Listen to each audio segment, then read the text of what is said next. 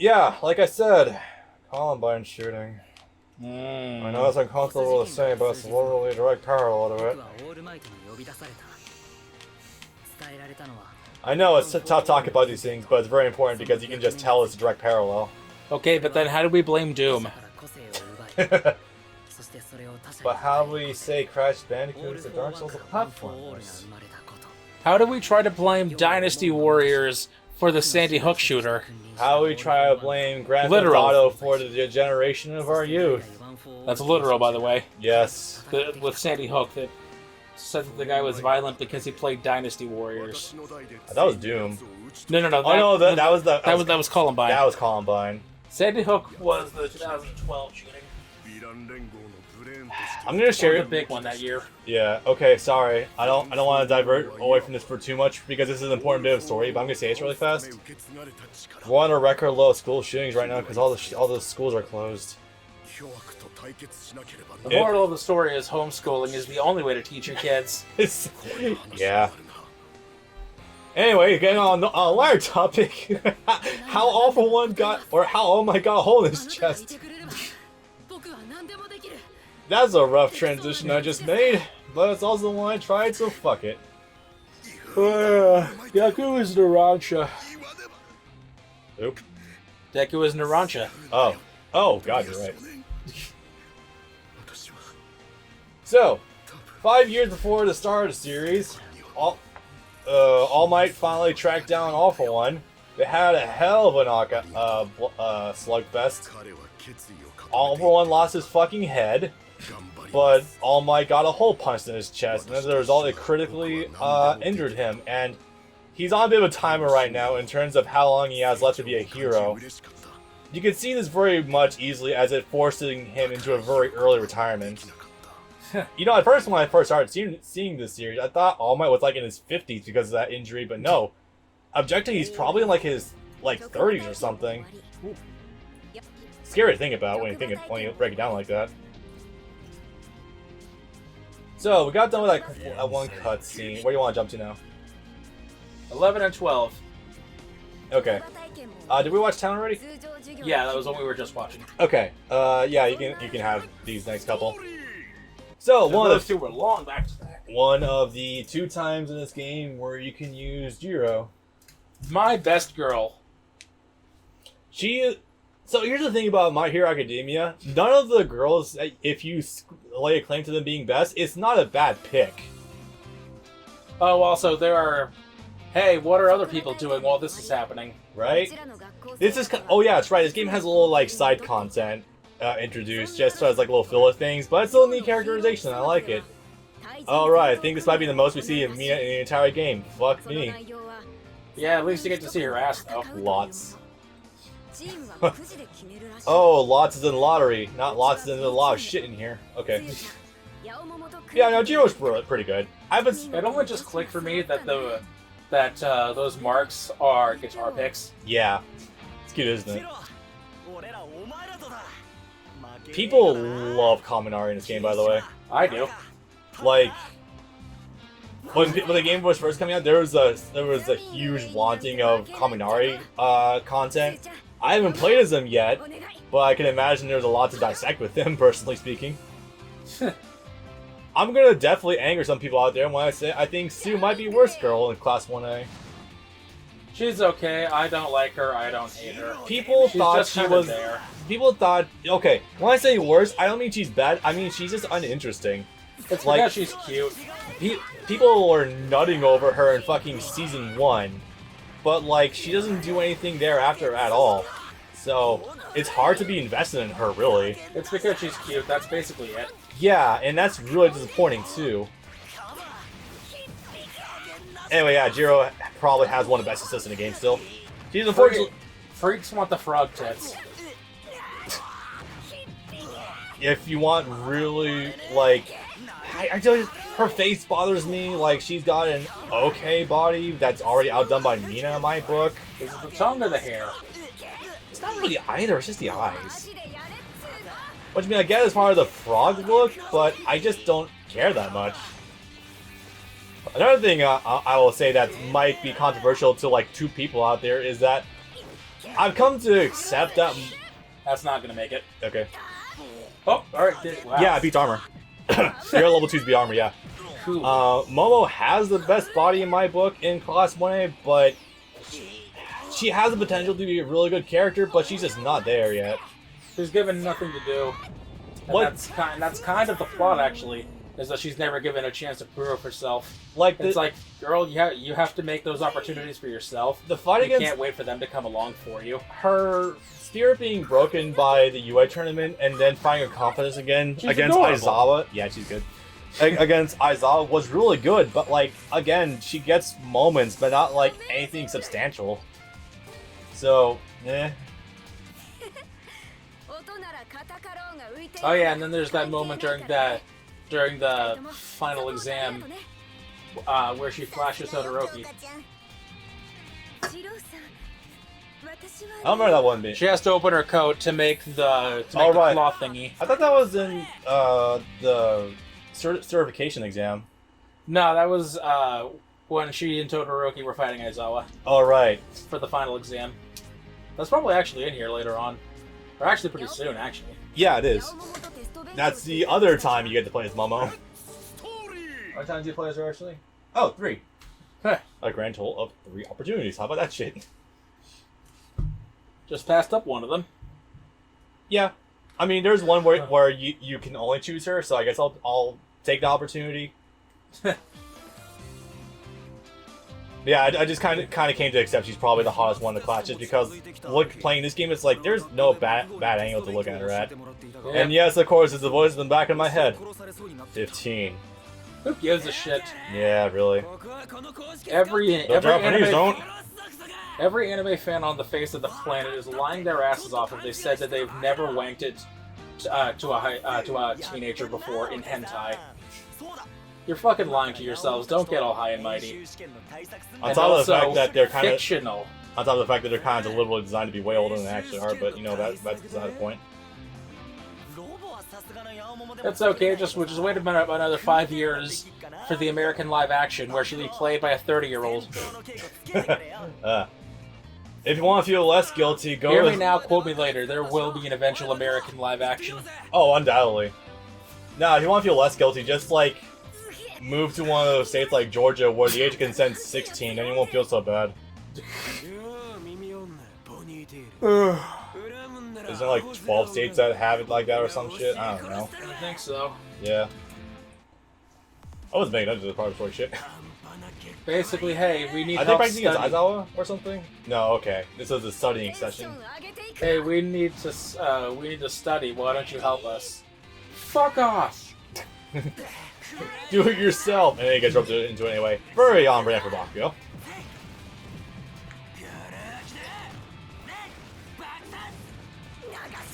This should be pretty easy though, because Jiro doesn't have a lot of like approaching tools for Bakugo, and his hitboxes are brutal. She's entirely a mid-range character. If you get up close, she can't really defend herself. And even at mid range, she doesn't have a lot either. She's a way She has better. that, though. She's a way better assist than she is like actual point character. Ah, Well, I only say that because like if you do get the stun, she doesn't have many good options for combos at all. Yeah, like see, you armor down reaction. That said, though, she does have a couple of opportunities to extend combos, and those are alright, but eh. Also, her level 1 super in the air like raises her up. I don't get that. yeah, it does. That's It's because she jumps when she does it on the ground as well. yeah, that is so weird. The fact that it landed is impressive. So, I've been really big paying attention. Are we just training off like every 2 or 3 matches now? 2, yeah. Okay, that's fair. Off to easy. Because these ones tend to go by real quickly, especially since they're only one round a pop. Yeah. Bean. Oh yeah, the callouts are done by, The boombox teacher, yeah. I forgot his name. I know, right? I don't remember his name at all. Present Mike. There we go. Again, cutest. Some of the least amount of characters, though. Yeah. Although if I'm being objective, I think Momo has more character than Sue does. Yeah. Yeah. I'm sorry for any prospecting people out there who think Sue's top waifu, but like, bro, That's okay. has she had any defining moments at all? That's okay. Season 4 gives me sweet vindication. Your fucking waifu has like an entire arc to herself. Goddamn. Yeah, she does. 13. Yeah, I know. And meanwhile, like if you choose Ochako, like every season is her season. Again, she's the safe option for saying his best girl. Or like safest, I guess. Again, you can choose anyone, and like it's not a bad answer, but fuck. Granted, it is actually relatively hard to come across a shonen where the quote-unquote main girl is actually in no way offensive. Sakura is pretty offensive. You could say either or about Orihime being incredibly dull. I'm gonna say Orihime. One Piece is good about that. Yeah, no. Fucking Tahu is getting Pirate Warriors 3 and getting into One Piece just because of Nami. You have so much to look forward to. You do. Especially since Nami comes very, very early. That one's my favorite. The guy in the cowboy hat. Cowboy, good. I should like Midnight more, not because of the BDSM element, but because she's just genuinely hot, but... Also the Tic Tacs case. Yeah. She did a thing in the fight at the end of Season 1, and then never again. She was the one that put Bakugo to sleep and restrained him so that way he wouldn't fucking murder Todoroki for surrendering. Right. Also, she did one of the final exams as well, but that's not going to be in this game because neither of those characters are playable in this game. Are the final... No, final exams are in this game, but they are. None of those characters are in, yeah. They are, but a handful... Oh god, we are discussing that already, fuck. A handful of them are, but they can't put some of them in because some of those characters aren't playable. So you only get like 2 out of the 7 of them supposed to be. I'm gonna be honest, I keep forgetting that the final exams are at the end of Season 1 because they're so overshadowed. Yeah, Season 2. Because they only take up a third of the season. They're so overshadowed. Half the season is the tournament, a third of the season is stay, and a third of the season is finals. It's kind of overshadowed by everything else going on. That's no fault of its own. That's just how fucking good the tournament and especially Stain are. That's a good problem. That's a very good problem to have. It's still good. It's still fun if you want some fun fights. Yeah, definitely. Oh god, the fucking look on All Might's face when he shows that he's gonna be fighting Bakugo and Midoriya at the same time. So good. This will be interesting. He pulls off a good villain when he wants to. So it beats the shit out of them. In the meantime, Momo and Shoto are kind of teamed up against Aizawa.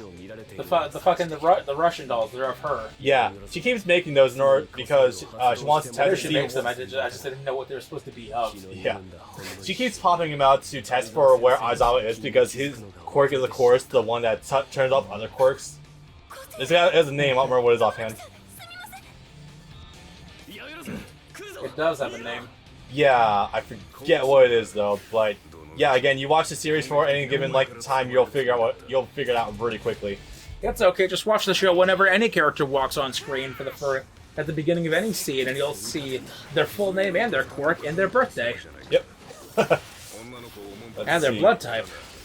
Oh, wait, I can't do the triangle extension. Oh, yeah, awesome. Oh yeah, sometimes they put dialogue in the middle of the fight, which is incredibly irresponsible because you're never gonna have time to read them while you're playing a fighting game. I'm certain post-production, me, as well as the audience will enjoy the dialogue. Me, I'm not reading that for shit right now.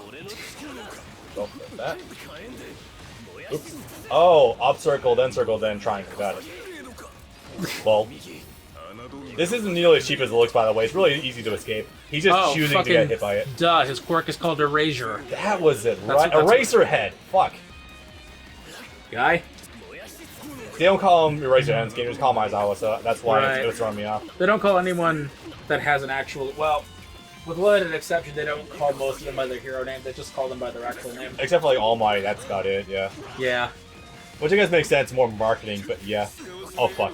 Speaking of which, there it is. You can only it turns off your circle and your triangle buttons. However, you can still use various quirks that are tied to your buttons. That are tied to your physical attack button. Yes. So it's a half step, I guess. Aizawa is a ridiculously good reset character, by the way, with his unblockables. It's Matt Land. Yes. I'm hearing Tip range. he's one of the upper tier characters. He is pretty good. I know Dobby's got better resets though, but he's still really strong. One of my friends does use him a lot, so yeah. I don't think it's in S rank, but felt pretty good. But yeah, you saw that AI does have a lot of boosted stats in the story mode. Normally, I'd probably be able to take him out like 3 B&B combos, but that's like 5 or 6. Oh, okay. This game is generous. The rankings don't matter. I keep forgetting that this game doesn't really grade you based on how much health you have left. And that's such a common thing in other... you see what I mean? No bad angles. So many other like arena fighters just give you grades based on how much health you have left. She has the eyes. Is she in our bed? I know you're making a joke, but no, everyone does that. What? I know you're making a joke, but no, everyone does that. Also, yes, for my money, Aizawa is probably the best teacher. He's voiced by Grimjow. Is he now? And also Archer. Even fucking better. Is All Might voiced by anyone notable? Yeah, give me a minute. Here we go. Offhand, I know he's voiced by Falco. I'm pretty sure. That's actually pretty funny. So yeah, normally Momo is incredibly fucking smart, but her confidence has just been shot by the UI tournament. However, the one person to vote for her, or one person to vote for her to become class rep was actually Shoto. I'm not sure why he did that, but hey, at least he's kinda responsible somewhat. Although it does kind of remind me of that one Pirates round table in Pirates of the Caribbean at World's End, where everyone just votes for themselves and Jack Sparrow just votes for someone else. He's like, what? And everyone gets into a fight over it. Love that shit. Vector the Crocodile. Oh my god, that's great. Yeah, here we go. Yeah. Zangief. Oh, that's fucking hilarious. Kratos. I never considered the idea that Kratos would have a sub voice. Huh. Boy. Okay, but yeah, I'm gonna choose Momo for this one because... Nosferatu Zod. Potentially topical, but that's not gonna be out by the time this video goes up. I don't think so. So now that Shoto's actually given her his stamp of approval, I guess. Yeah, now all of a sudden the plans start kicking into high gear. And to be fair, their plan to trap Aizawa was really, really good. Dozel Zabi. Yeah, that's pretty good. Nothing truly iconic from what I'm getting from all this, but pretty good shit. Maybe I'm just so used to Zod and subs right now. Avdol. Okay, there we go. Zangief, Avdol, and All Might aren't iconic. Not for, like... Vector the Crocodile isn't iconic. Not for subs. Like, usually you always listen to them in dubs. Alright. Momo. Creation quirk, of course. She's got some stuff to her, but, like, I'm not... Sorry, hold on a second. In something called Starship Troopers Invasion, there's a character called Rat's Ass. Okay. Proceed. Okay. Momo's creation quirk, of course, allows her to create weapons. Wait, is that his level 1? Did you just call him to level 1? No, okay. Half points, shit. Creation quirk. Yes. This translates into her gameplay because, like, you hold the triangle button to make weapons. It's not, like, amazing, but I know she's a really good sub-character. So, like, for example, I just made this here spear that is really strong. I wonder if having my quirk turned off will actually get rid of the spear. No, it doesn't. Cool. Cool. This is like the only combo I found out with her so far. Nah, he If takes that. something's made that's already made, he can't destroy something that's already been made. He can only stop you from making new things. It's more so in the context of this game's mechanics. I'm concerned about that. If the pike was in the process of coming out of her arm, it would just fall out however much had already been made. It wouldn't just vanish. Maybe it actually works. Let's see. Also, you can discard weapons that you have crafted if you want a pretty good projectile, but I'm not sure why you want to do that. Oh. Respawn that. Yeah, if you press triangle like twice, you can discard it. There's different movesets between the spear and the sword. Those are the only two weapons you can craft, by the way. You can't use the club? Not really. It's part of a combo. Again, I'm not too knowledgeable of Yaoyarozu. If anyone wants to like feed us tech in the comments or feed the audience tech, by all means do so. I, however, do not know much about her. There we go. Yeah, she's more of a setup character that you just want to set up traps with. At least I think so. I could be wrong though. Nothing too horribly interesting, but I'm certain someone knows better shit for her than I do. It is fucking funny that there is a reason for her being dressed like this, though. Oh, my first A rank. Nice.